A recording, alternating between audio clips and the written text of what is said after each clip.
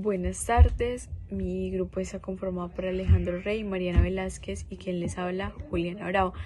Nosotros vamos a hablar acerca de la diabetes, entonces pues a medida que se vaya desarrollando este video, pues vamos a poder completar como tal el algoritmo que nos lleva a un buen diagnóstico o a una buena identificación de esta enfermedad.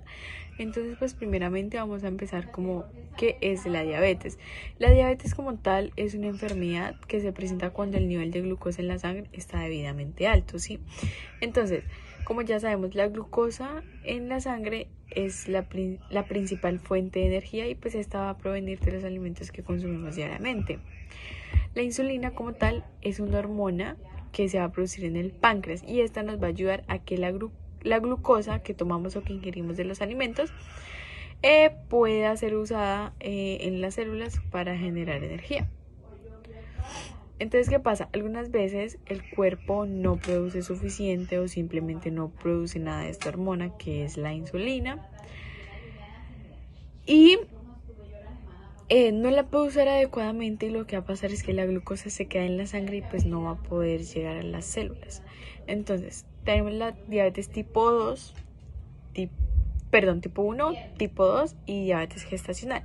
Si hablamos de la tipo 1, entonces vamos a encontrar la tipo 1 es una causa, ¿sí? Es causada por una reacción autoinmunitaria, lo que nos quiere decir que el cuerpo pues se va a atacar a sí mismo, puede ser por error y pues esta reacción va a impedir que el cuerpo pues pueda producir esa hormona que es importante, que sería la insulina.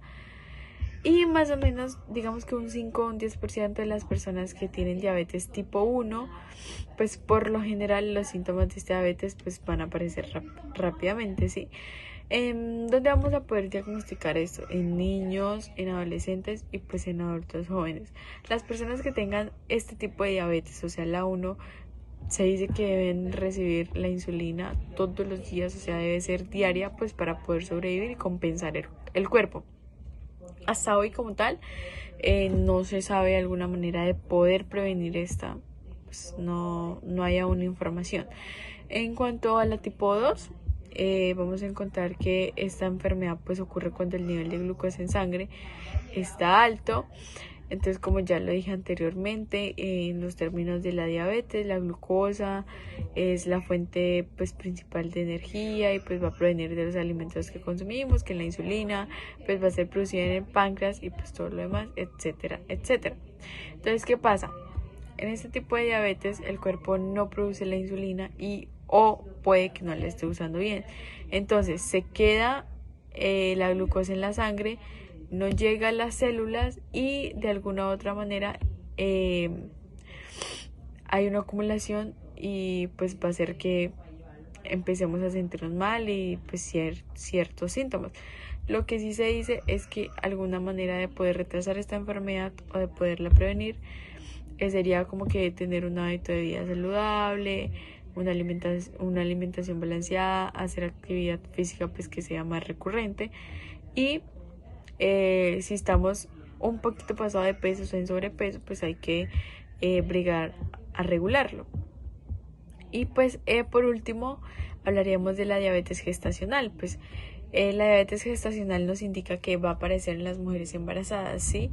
Lo que nos quiere decir esto es que aparece en ellas, pero quiere decir que ellas nunca han tenido diabetes, o sea, la van a adquirir en el embarazo, por decirlo así. Entonces, si esta mujer embarazada tiene diabetes, va a haber una sospecha de que el bebé podría estar pues en un riesgo de presentar alguna complicación de salud. Y se supone que esta diabetes apenas la mujer ya esté desembarazada, ya haya tenido su parto, después de que nazca el bebé, esta debe desaparecer. Más sin embargo, pues al bebé o al niño se le debe llevar un control, pues porque aumenta el riesgo de que él pueda tener diabetes y esta como tal sería la tipo 2 y la podría tener más adelante. También hay que tener en cuenta que pues si el niño está obeso o el adolescente pues hay que irles cambiando como el ciclo de vida y pues irlos moldeando en cuanto a esto. Buenas tardes, mi nombre es Mariana y yo les voy a hablar acerca de la diabetes tipo 1. Pero antes de empezar a hablar de este tipo de diabetes es necesario recordarles que actualmente se habla de dos tipos de diabetes. Está la diabetes tipo 1 y la diabetes tipo 2. Como le dije anteriormente, conmigo van a hablar o bueno, van a conocer acerca de la diabetes tipo 1. Bueno, como veníamos hablando, yo les voy a enfatizar acerca de la diabetes tipo 1. Esta diabetes es una enfermedad que se caracteriza principalmente por la destrucción autoinmune de las células beta del páncreas, es decir, el cuerpo las destruye.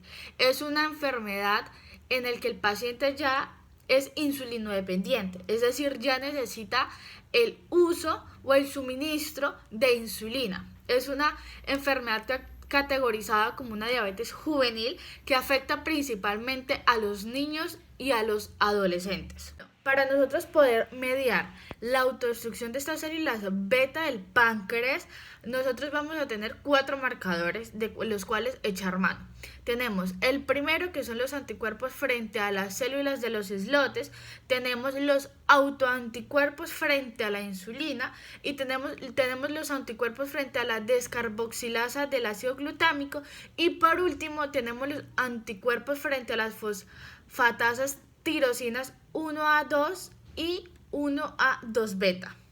Algunos pacientes, particularmente los niños y adolescentes, una de las manifestaciones principales de esta enfermedad, es decir, de la diabetes tipo 1, es una cetoacidosis, que la cetoacidosis ocurre cuando el cuerpo no tiene la suficiente insulina para permitir que el azúcar ingrese a la sangre, luego a las células y después se puede usar como energía. Otra manifestación son los pacientes que nos presentan una hiperglicemia o una hiperglucemia en ayuno moderado, y eso hay que tenerlo como muy controlado o muy vigilado, porque esta hiperglucemia moderada puede llegar a convertirse en una hiperglucemia severa o también en una cetoacidosis. Bueno, entonces cuando nosotros nos llega al consultorio un paciente con estas manifestaciones, lo principal que debemos y lo primordial que debemos hacer es enviar unos laboratorios que sus resultados es lo que más nos va a alarmar o nos va a tranquilizar un poco y podemos encaminarnos hacia otro lado.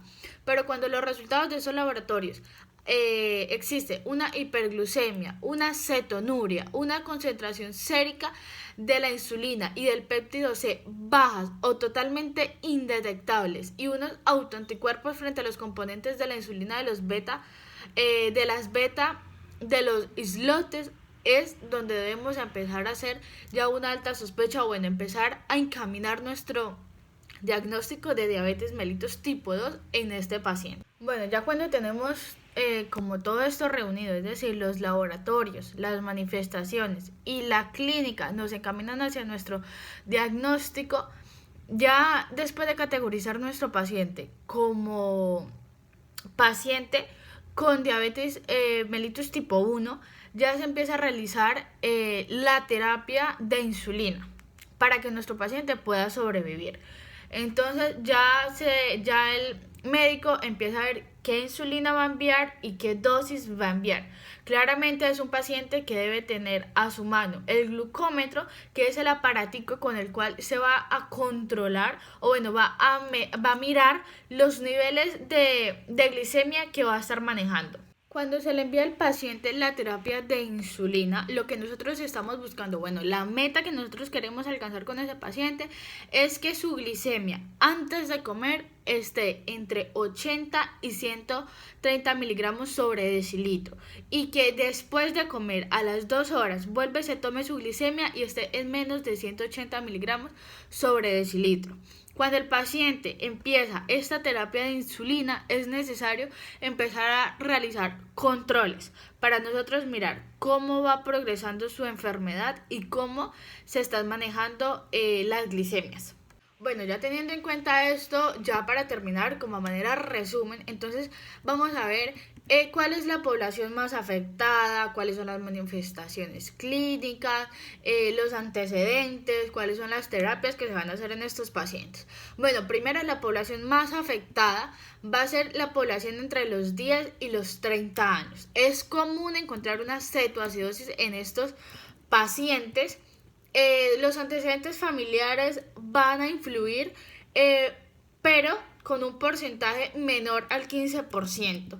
Es muy infrecuente encontrar pacientes con diabetes mellitus tipo 1, obesos o que tengan resistencia a la insulina.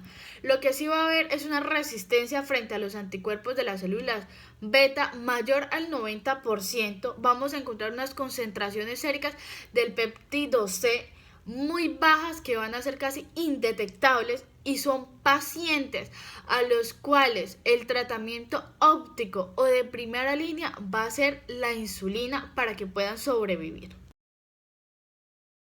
Bueno, entonces, dentro de las estrategias de tamización de la diabetes mellitus tipo 2 es muy importante porque son una herramienta de gran importancia, dado que esta patología suele ser asintomática.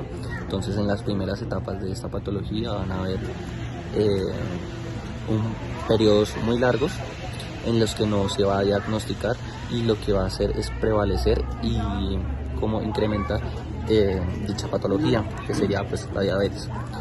Es muy importante tener en cuenta que en Latinoamérica, a comparación del resto del mundo, son la región con mayor índice y mayor factor de riesgo, dado por su estilo de vida, por su cultura, que es, digámoslo, son culturas muy ricas en carbohidratos y son muy ricas en dulces, por decirlo de alguna manera, donde prevalece mucho este tipo de alimentación y de hábitos, lo que da una mayor resistencia. Ya sabemos que la diabetes mellitus es una tipo 2, se da por una resistencia a la insulina, y pues estos hábitos van a ver que haya una degeneración de estas células beta del páncreas. Entonces vamos a poder encontrar distintos métodos de diagnóstico donde se puede probar, donde se toma glicemia plasmática en ayunas, que va a ser el rango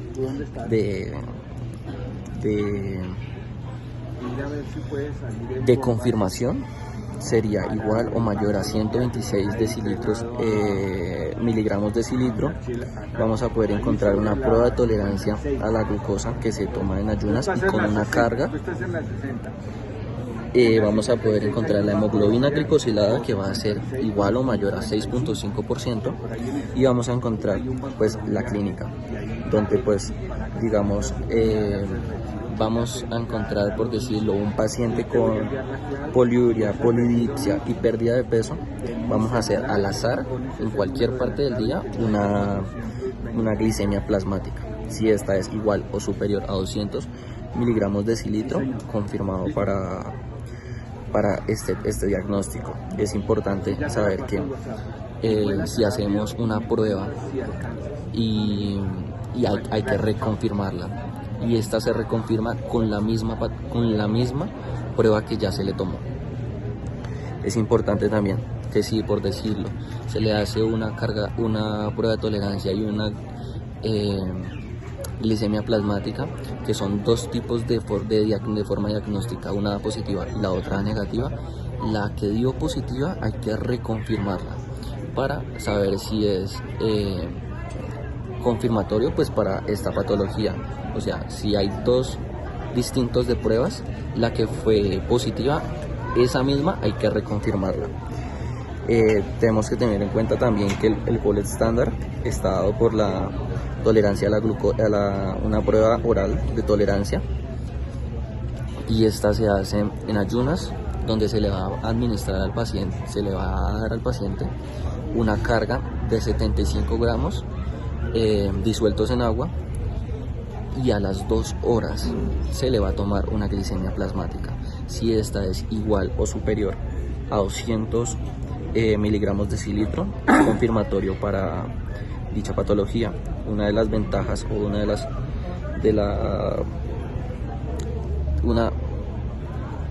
un examen que sería la hemoglobina glicosilada es muy importante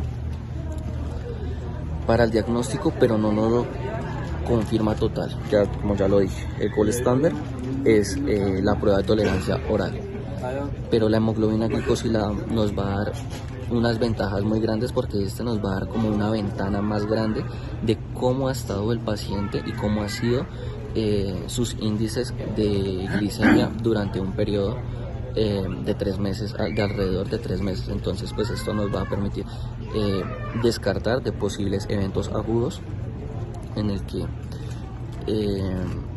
ya va a ser como más importante para ya los pacientes confirmados.